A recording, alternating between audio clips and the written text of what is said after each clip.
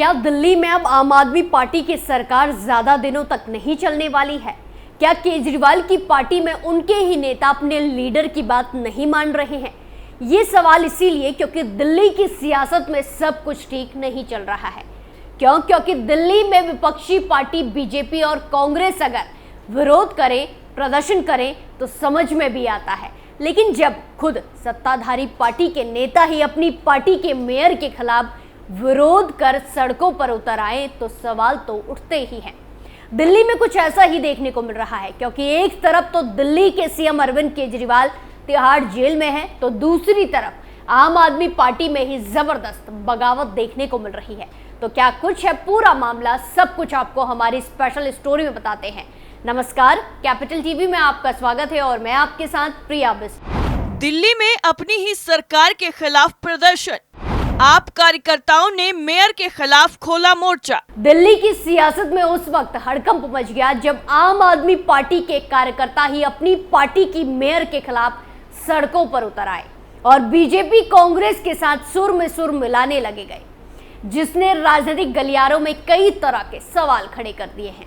सवाल ये कि क्या आम आदमी पार्टी में अब एकता नहीं रह गई है? सवाल ये भी, क्या जेल के अंदर से अपनी सरकार चलाने में फेल हो गए हैं? तो चलिए पूरी कहानी को आपको समझाते हैं। दरअसल दिल्ली के मेयर शैली ओबरॉय के खिलाफ न सिर्फ भाजपा बल्कि उनकी ही पार्टी आम आदमी पार्टी के पार्षद भी विरोध प्रदर्शन कर रहे हैं। भाजपा, कांग्रेस और आपके पार्षदों तीनों दलों ने एक सुर में कहा कि दिल्ली की मेयर उनके द्वारा उठाए जा रहे मुद्दों की तरफ आंख मूंदे हुए हैं।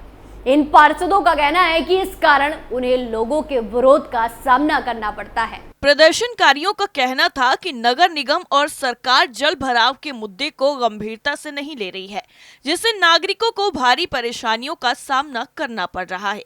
इस दौरान बीजेपी पार्षदों ने सिविक सेंटर में नारेबाजी की और मांग की कि इस समस्या का जल्द से जल्द समाधान किया जाए। भाजपा और कांग्रेस के अलावा 3 आप पार्षदों ने मेयर के विरोध में आवाज उठाई।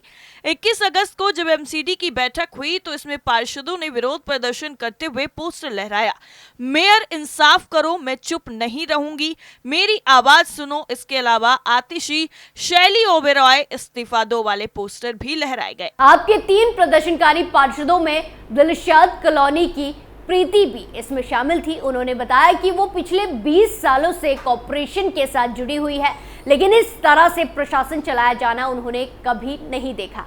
इस बैठक में मेयर देरी से भी पहुंची। आपको बता दें कि प्रीति इससे पहले 3 बार बतौर निर्दलीय पार्षद एमसीडी में अपनी कॉलोनी का प्रतिनिधित्व कर चुकी है। उन्होंने कहा कि पहले हम जन कल्याण के मुद्दों को हाउस में उठाते थे, लेकिन अब ये एक शादी समारोह की तरह हो गया है, जहां पार्षद जुटाते हैं, गाना गाते हैं, ताली बजाते हैं, खाते पीते हैं और नारेबाजी करके निकल जाते हैं, लेकिन कोई काम नहीं होता।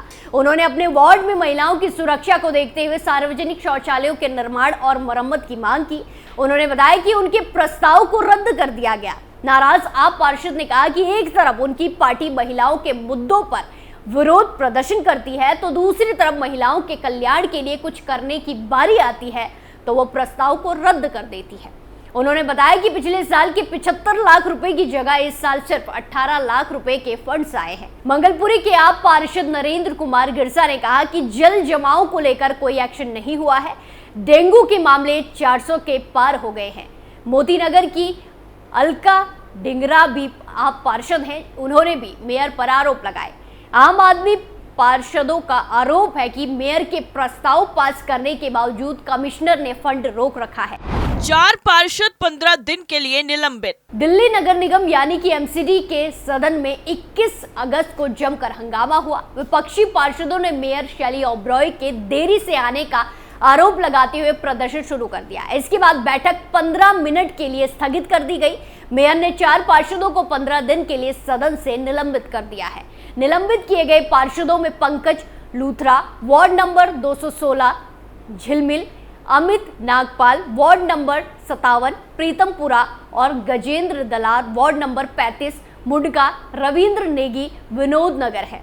आम आदमी पार्टी के पार्षदों ने एमसीडी कमिश्नर के खिलाफ प्रदर्शन किया। सड़क और ड्रेन बनाने के लिए फंड रिलीज न करने की बात कहते हुए पार्षदों ने प्रदर्शन किया। वैसे आपको बता दें कि दिल्ली में जल भराव की समस्या नई नहीं है। जैसे ही बारिश का मौसम आता है वैसे ही दिल्ली सरकार बुरी तरह से घिर जाती है और उनके दावों की पोल खुल जाती है, क्योंकि थोड़ी सी ही बारिश में दिल्ली पूरी तरह से जलमग्न नजर आती है। अभी हाल ही में दिल्ली में जल भराव को लेकर बीजेपी ने केजरीवाल सरकार को जबरदस्त तरीके से घेरा था। दरअसल अभी जब दिल्ली में झमाझम बारिश हुई तो दिल्ली पानी पानी हो गई। मूसलाधार बारिश के बाद शहर की सड़कें दरिया बन गई, जगह जगह जल भराव और ट्रैफिक जाम से लोगों को परेशान होना पड़ा। बीजेपी ने इसके लिए आम आदमी पार्टी सरकार को जिम्मेदार ठहराया। इस मामले को लेकर दिल्ली बीजेपी अध्यक्ष वीरेंद्र सचदेवा का कहना है कि हर बार बारिश के बाद सरकार की कमियां उजागर होती हैं। उन्होंने दावा किया कि सरकार को कम से कम उन इलाकों में मार्शल तैनात करनी चाहिए जहां पानी खतरनाक स्तर पर है। इससे मानसून में होने वाले जल भराव की कई घटनाओं को रोका जा सकता है। सचदेवा ने मांग की कि स्थानीय जल भराव वाले स्थानों की सूची करके वहां मार्शलों की तैनाती की जाए, ताकि बारिश के दौरान लोगों को ऐसे संवेदनशील स्थानों पर जाने से रोका जा सके। उन्होंने कहा कि दिल्ली सरकार की लापरवाही के कारण लोग एक बार फिर परेशान हैं। बारिश शुरू होते ही जल भराव हो जाता है, जिससे दिल्ली के ज्यादातर इलाके जलमग्न हो जाते हैं। उन्होंने कहा कि बारिश की वजह से कई जगहों पर जल भराव हुआ।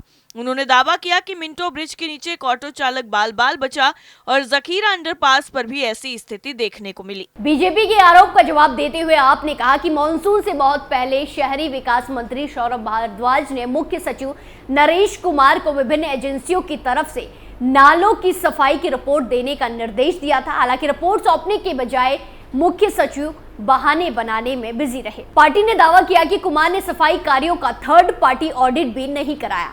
आपने आरोप लगाया कि अब जब एलजी विनय कुमार सक्सेना ने भी स्वीकार किया है कि सफाई कार्य नहीं हुआ तो ये बड़े पैमाने पर भ्रष्टाचार की तरफ इशारा करता है, क्योंकि सफाई ठेके के जरिए की गई और काम नहीं हुआ।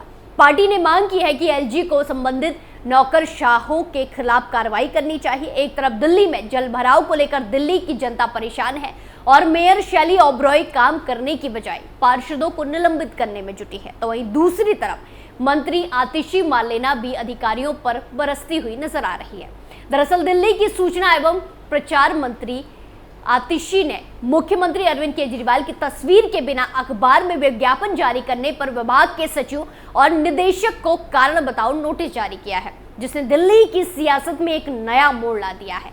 और बताया जा रहा है कि ये सत्तारूढ़ आप और शहर की नौकरशाही के बीच संभावित रूप से ताजा टकराव का एक बिंदु है। 20 अगस्त को जारी नोटिस में अधिकारियों से 3 दिनों के भीतर ये बताने को कहा गया है कि विज्ञापन की लागत उनके वेतन से क्यों न वसूली जाए, क्योंकि ये प्रभारी मंत्री की मंजूरी के बिना प्रकाशित किया गया था। 14 अगस्त को एक नोट में सूचना एवं प्रचार निदेशालय यानी डीआईपी ने मुख्यमंत्री की तस्वीर लगाने पर आपत्ति जताते हुए कहा कि स्वतंत्रता दिवस किसी अन्य त्योहार की तरह नहीं है। ये व्यक्तियों को प्रदर्शित करने के लिए कार्यक्रम नहीं है, खासकर अभूतपूर्व परिस्थितियों में जब प्रश्नगत व्यक्ति एक विचाराधीन कैदी है जो कानून की उचित प्रक्रिया के मुताबिक न्यायिक हिरासत में है। मुख्यमंत्री केजरीवाल वर्तमान में आबकारी नीति मामले के सिलसिले में 21 मार्च को गिरफ्तारी के बाद से ही न्यायिक हिरासत में हैं। दस्तावेजों के मुताबिक 14 अगस्त को आतिशी ने विभाग को पिछले साल की तरह पूरे पेज का विज्ञापन देने का निर्देश दिया और केजरीवाल की तस्वीर के साथ रचनात्मक योजना को मंजूरी दी। मंत्री ने कहा था कि मुख्यमंत्री दिल्ली की लोकतांत्रिक रूप से चुनी गई सरकार के मुखिया हैं और उनकी तस्वीर लोकतंत्र और स्वतंत्रता के मूल्यों का प्रतीक है। कारण बताओ नोटिस में कहा गया है कि इस निर्देश के बावजूद डीआईपी ने 15 अगस्त को सीएम की तस्वीर के बिना आधे पेज का विज्ञापन जारी किया, जो प्रभारी मंत्री के निर्देशों का पूर्ण उल्लंघन है, जो जानबूझकर अवज्ञा और घोर अवज्ञा के बराबर है। इसमें कहा गया कि पूरी प्रक्रिया समझौतापूर्ण और प्रतीकात्मक रूप से अमान्य थी।